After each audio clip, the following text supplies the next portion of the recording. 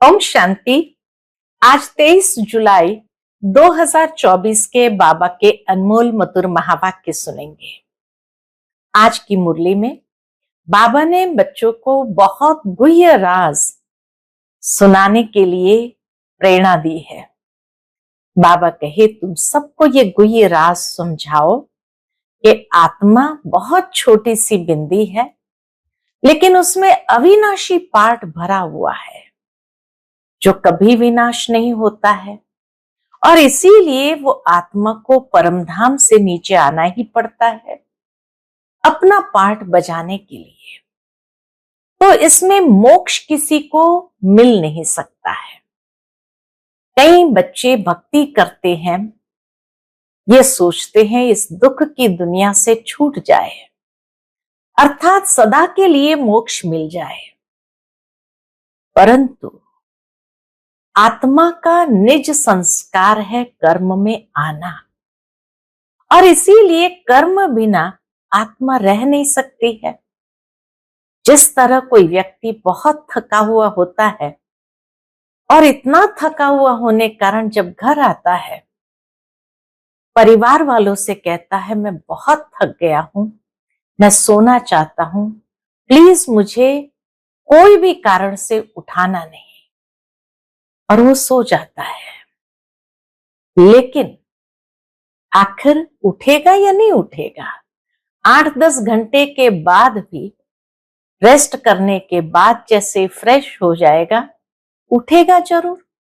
अगर मान लो कि उस वक्त परिवार वाले कहे अरे आप तो सोना चाहते, सोए रहो, तो वो यही कहेगा वो तो जब थका हुआ था तब कहा था, अब तो मैं फ्रेश हो गया हूं, अब क्यों सोऊंगा। ठीक इसी तरह 5000 साल पाठ बजाते बजाते जब आत्मा थक गई है, दुखी हो जाती है, तब वो सोचती है बस अब तो मोक्ष मिल जाए तो अच्छा है, आना ही नहीं है। लेकिन मोक्ष यानी मुक्ति धाम में जाने के बाद रेस्ट करके फ्रेश हो जाएंगे, फिर क्या कर्म में नहीं आएंगे? कर्म में आना ये आत्मा का निज संस्कार है। इसलिए हाथ थक जाती है, दुखी होती है, तो सोचती है सोए रहे, मुक्ति धाम में बैठे रहे, लेकिन जैसे ही फ्रेश हो जाएंगे तो वापस आ जाते हैं।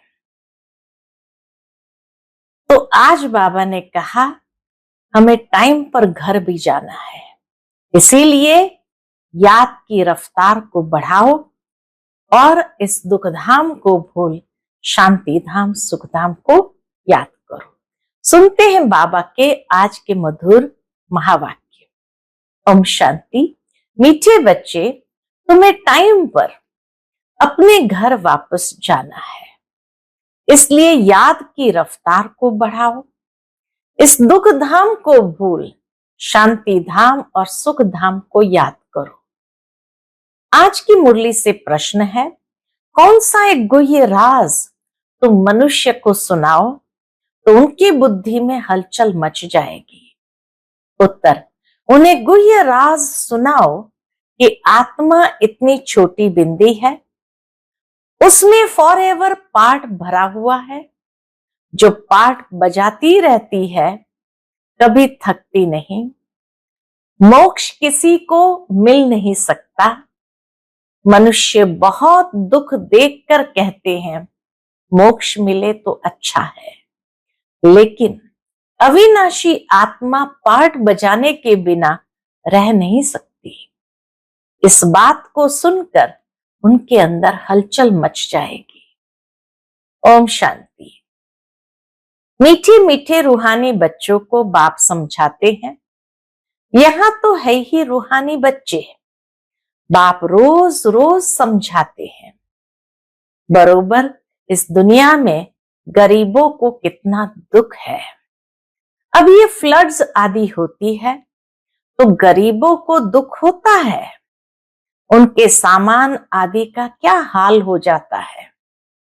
दुख तो होता है ना, अपार दुख है। शाहूकारों को सुख है, परंतु वह भी अल्पकाल के लिए। शाहूकार भी बीमार पड़ते हैं, मृत्यु भी बहुत होती है। आज फलाना मरा, आज यह हुआ, आज प्रेसिडेंट है, कल गद्दी छोड़नी पड़ती है, घेराव कर उनको उतार देते हैं। यह भी दुख होता है। बाबा ने कहा है दुखों की भी लिस्ट निकालो। कुछ दिन पहले ही बाबा ने मुरली में कहा दुखों की लिस्ट निकालो, कम से कम 101 प्रकार के दुख जरूर निकालो। किस किस प्रकार के दुख है इस दुखधाम में? तुम बच्चे सुखधाम को भी जानते हो, दुनिया कुछ भी नहीं जानती। दुख धाम सुख धाम की भेंट वह नहीं कर सकते।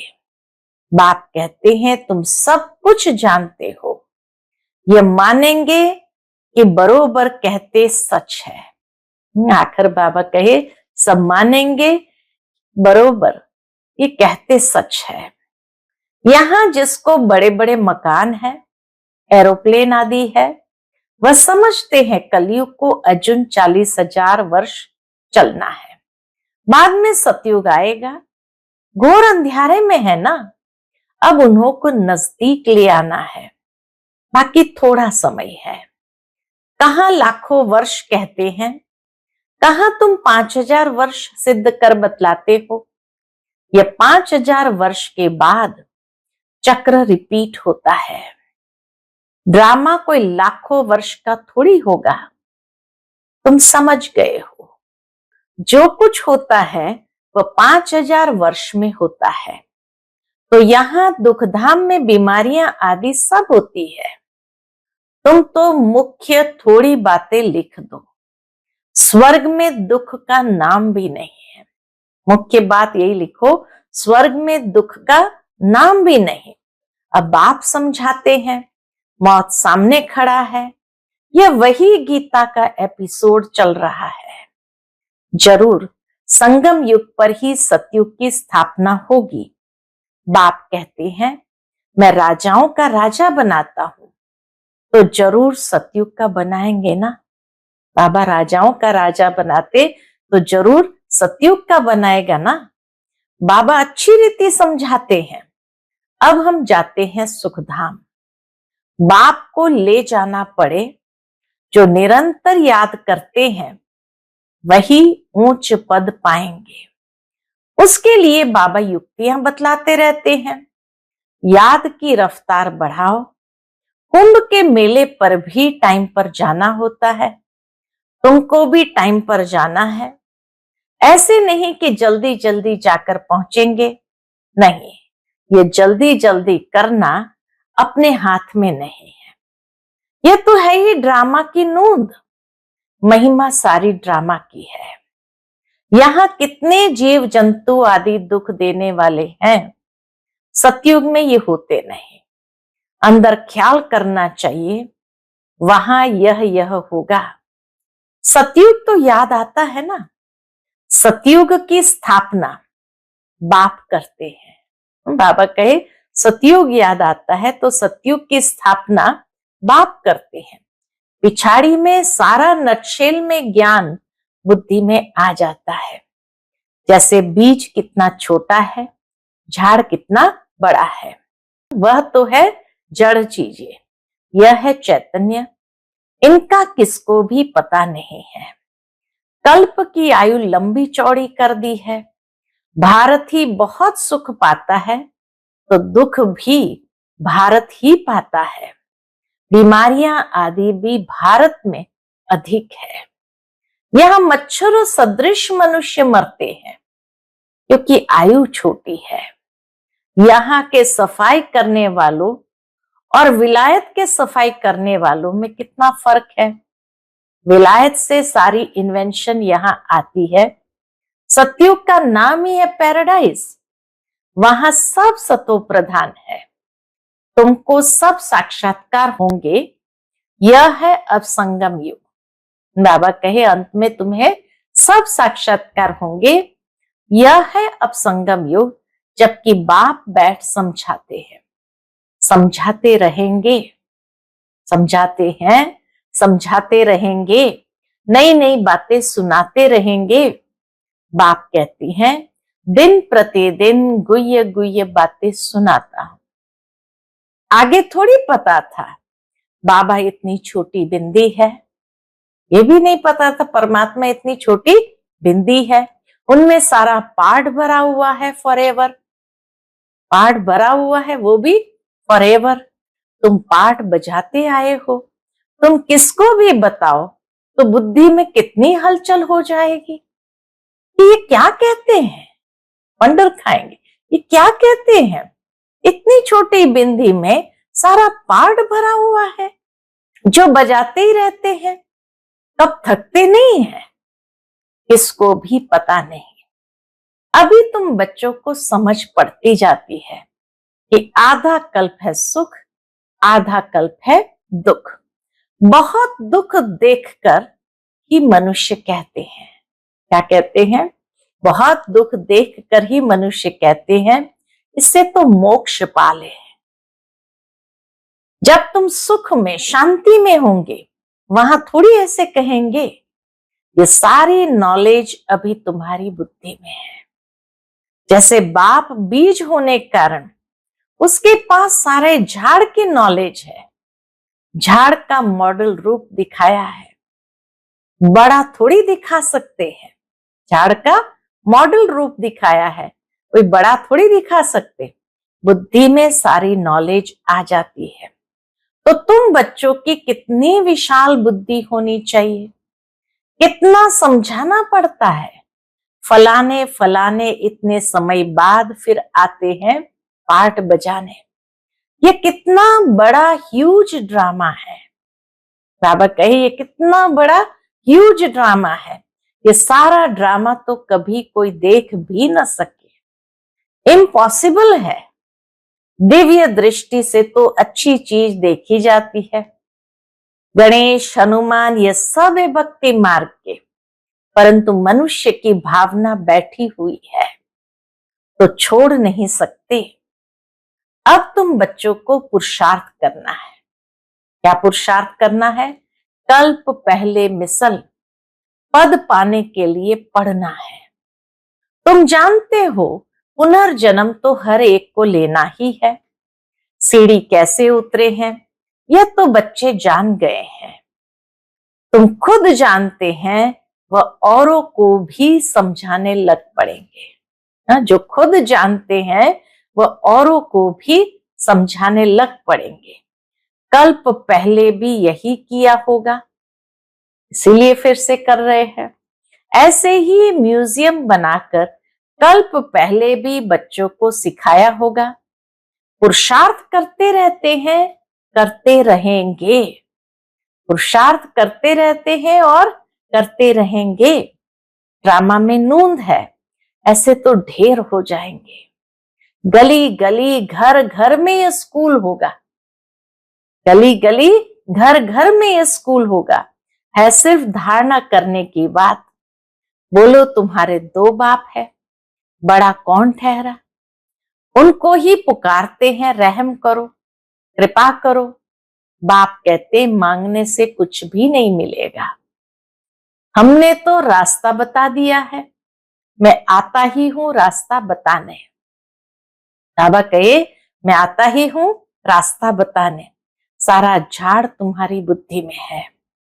बाप कितनी मेहनत करते रहते हैं, बाकी बहुत थोड़ा टाइम बचा है, इसलिए बाबा भी इतनी मेहनत करते हैं, कराते हैं।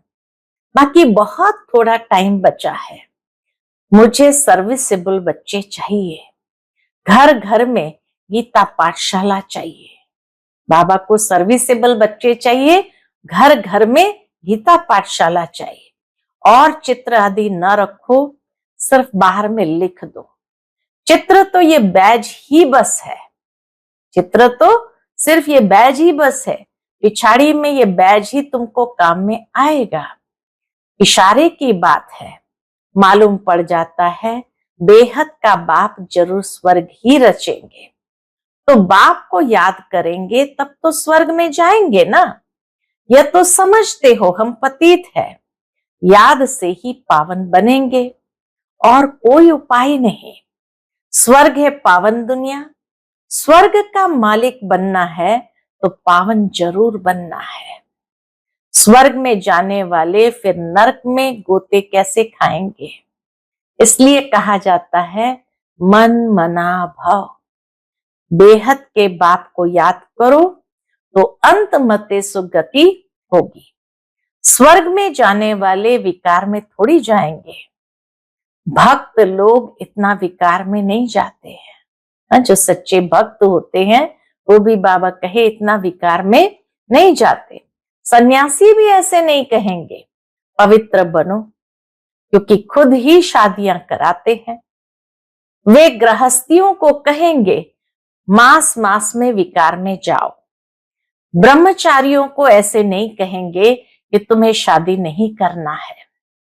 तुम्हारे पास गंधर्व विवाह करते हैं फिर भी दूसरे दिन खेल खलास कर देते हैं। कहीं ऐसे बच्चे भी है गंधर्व विवाह करते फिर दूसरे दिन ही खेल खलास कर देते हैं। माया बहुत कशिश करती है। तो भी पवित्र बनने का पुरुषार्थ इस समय ही होता है। फिर है प्रारब्ध। वहां तो रावण राज्य ही नहीं, क्रिमिनल ख्यालात ही नहीं होती। क्रिमिनल रावण बनाता है, सिविल शिव बाबा बनाते हैं। यह भी याद करना है। घर घर में क्लास होगा तो सब समझाने वाले बन पड़ेंगे। घर घर में गीता पाठशाला बनाए, घर वालों को सुधारना है। ऐसे वृद्धि होती रहेगी। साधारण और गरीब व जैसे हम जिन्स ठहरे। बड़े बड़े आदमियों को छोटे छोटे आदमियों के सत्संग में आने में भी लज्जा आएगी, क्योंकि सुना है ना जादू है। ब्रह्मा कुमारियां जादू कर भाई बहन बनाती है। अरे ये तो अच्छा है ना। गृहस्थी में कितनी झंझटें हैं। बाबा कहे गृहस्थी पने में कितने झंझट होते हैं, फिर कितना दुखी होते हैं। यह है ही दुख की दुनिया। अपार दुख है, फिर वहां सुख भी अपार होगा। तुम कोशिश करो लिस्ट बनाने की, 25-30 मुख्य मुख्य दुख की बातें निकालो। 25-30 मुख्य मुख्य दुख की बातें ऐसे निकालो जो लोगों को रियलाइज हो। बेहद के बाप से वर्षा पाने के लिए इतना पुरुषार्थ करना चाहिए।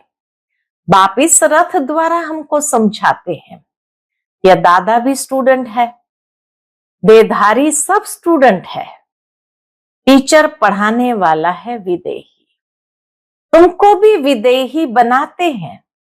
इसलिए बाप कहते हैं शरीर का भान छोड़ते जाओ। ये मकान आदि कुछ भी नहीं रहेगा। वहां सब कुछ नया मिलना है। पिछाड़ी में तुमको बहुत साक्षात्कार होंगे। यह तो जानते हो उस तरफ विनाश बहुत हो जाएगा एटॉमिक बॉम्ब से। वेस्टर्न दुनिया के अंदर पश्चिमी देशों में एटॉमिक बॉम्ब से विनाश बहुत हो जाएगा। यहाँ के लिए है रक्त की नदियां। इसमें टाइम लगता है। यहाँ का मौत बड़ा खराब है। यह अविनाशी खंड है। नक्शे में देखेंगे हिंदुस्तान तो एक जैसे कोना है। ड्रामा अनुसार यहाँ उनका असर आता ही नहीं है। एटॉमिक बॉम्ब्स के रेडिएशन का असर आता ही नहीं। यहाँ रक्त की नदियां बहती है। अभी तैयारी कर रहे हैं। हो सकता है पिछाड़ी में इनको बॉम्ब्स भी लोन देंगे। विदेश वालों को बॉम्ब्स भी लोन देंगे। बाकी वह बॉम्ब्स जो फेंकने से ही दुनिया खत्म हो जाए वह थोड़ी लोन पर देंगे। हल्की क्वालिटी के देंगे। काम की चीजें थोड़ी किसको दी जाती है। विनाश तो कल्प पहले मिसल खो ही जाना है, नई बात नहीं है। अनेक धर्म विनाश, एक धर्म की स्थापना। भारत खंड कभी विनाश को नहीं पाता है। कुछ तो बचने ही है। बाबा कहे कुछ तो बचने ही है। सब मर जाए फिर तो प्रलय हो जाए। दिन प्रतिदिन तुम्हारी बुद्धि विशाल होती जाएगी, तुमको बहुत रिगार्ड रहेगा। अभी इतना रिगार्ड थोड़ी है, तब तो कम पास होते हैं, बुद्धि में आता नहीं है। कितनी सजाएं खानी पड़ेगी, फिर आएंगे भी देरी से। गिरते हैं तो फिर की कमाई चट हो जाती है, काले के काले बन जाएंगे, फिर वह खड़े हो न सके। कितने जाते हैं, कितने जाने वाले भी है। हवे कहे कितने जाते हैं, कितने जाने वाले भी है, खुद भी समझ सकते हैं। इस हालत में शरीर छूट जाए तो हमारी क्या गति होगी। समझ की बात है ना। बाप कहते हैं तुम बच्चों को शांति स्थापन करने वाले, तुम्हारे में ही अशांति होगी तो पदभ्रष्ट हो जाएगा। हाँ, तुम बच्चे हो शांति स्थापन करने वाले, तुम्हारे में अशांति होगी तो पदभ्रष्ट हो जाएगा। किसको भी दुख देने की दरकार नहीं। बाप कितना प्यार से सबको बच्चे बच्चे कहकर बात करते हैं। बेहद का बाप है ना, सारी दुनिया की इसमें नॉलेज है, तब तो समझाते हैं। इस दुनिया में कितने प्रकार के दुख है, ढेर दुख की बातें तुम लिख सकते हो। जब तुम यह सिद्ध कर बताएंगे तो समझेंगे कि यह बात तो बिल्कुल ठीक है। यह पार दुख तो सिवाय एक बाप के और कोई दूर नहीं कर सकते हैं। दुखों की लिस्ट होगी तो कुछ न कुछ बुद्धि में बैठेगा, रियलाइजेशन होगी तो फिर बुद्धि में बैठेगा। बाकी तो सुना अनसुना कर देंगे। उनके लिए ही गाया जाता है। क्या गायन है? रीढ़ क्या जाने साज से, यानी भेड़ क्या जाने साज से। बाप समझाते हैं तुम बच्चों को ऐसा गुलगुल बनना है, कोई अशांति गंदगी नहीं होनी चाहिए। अशांति फैलाने वाले देह अभिमानी ठहरे, उनसे दूर रहना है, छूना भी नहीं है। अच्छा, मीठे मीठे सिकिलते बच्चों प्रति माता पिता बाप दादा का याद प्यार और गुड मॉर्निंग। रूहानी बाप की रूहानी बच्चों को नमस्ते। हम सभी रूहानी बच्चों की रूहानी माता पिता बाप दादा को याद प्यार, गुड मॉर्निंग और नमस्ते। नमस्ते, शुक्रिया बाबा, शुक्रिया। आज की मुरली से धारणा के लिए मुख्य सार है। पहली पॉइंट, जैसे पढ़ाने वाला टीचर विदेही है, उसे देह का भान नहीं, ऐसे विदेही बनना है। शरीर का भान छोड़ते जाना है। क्रिमिनल आई को बदल सिविल आई बनानी है। दूसरी पॉइंट, अपनी बुद्धि को विशाल बनाना है। सजाओं से छूटने के लिए बाप का व पढ़ाई का रिगार्ड रखना है। कभी भी दुख नहीं देना है, अशांति नहीं फैलानी है। आज का बाप दादा का मधुर वरदान हम बच्चों के प्रति है। ब्राह्मण जीवन की नेचुरल नेचर द्वारा पत्थर को भी पानी बनाने वाले मास्टर प्रेम के सागर भव। ब्राह्मण जीवन की नेचुरल नेचर द्वारा पत्थर को भी पानी बनाने वाले मास्टर प्रेम के सागर भव। जैसे दुनिया वाले कहते हैं कि प्यार पत्थर को भी पानी कर देता है, ऐसे आप ब्राह्मण बच्चों की नेचुरल नेचर मास्टर प्रेम का सागर है। आपके पास आत्मिक प्यार, परमात्मा प्यार की ऐसी शक्ति है जिससे भिन्न भिन्न नेचर को परिवर्तन कर सकते हो।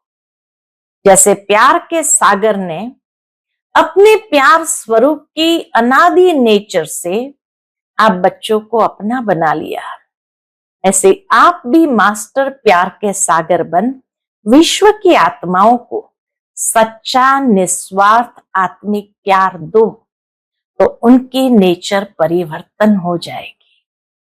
आज का स्लोगन है, अपनी विशेषताओं को स्मृति में रख, उन्हें सेवा में लगाओ तो उड़ती कला में उड़ते रहेंगे।